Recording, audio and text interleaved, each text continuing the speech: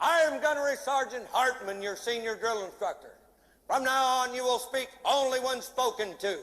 And the first and last words out of your filthy sewers will be sir. Do you maggots understand that? Sir, yes, sir. Stanley Kubrick spent decades cultivating his unique style as a filmmaker. One type of shot that became a trademark of his style is the tracking shot.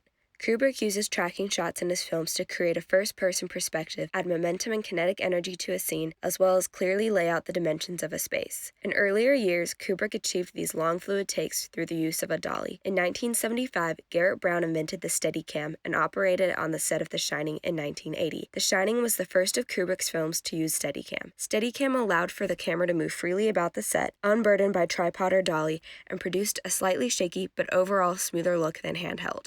Steadicam can contribute a lot to the tone of a scene. In The Shining, the way the camera stalks characters in the film and the slight shakiness of it plays into the tone of each scene and builds anxiety. An example of this is when the Steadicam is following Danny through the hotel on his big wheel. The camera gets low to the ground behind Danny and builds tension as it rounds corners. We aren't sure of what's going to be waiting for us when we turn them. Another thing Kubrick's tracking shots achieve is the sense that we, the audience, are in the film. In Eyes Wide Shut, his use of fluid movement makes our viewing experience an active one, as if we were moving through the scene with the subject. Kubrick's tracking shots are just one aspect of his style that has influenced filmmakers.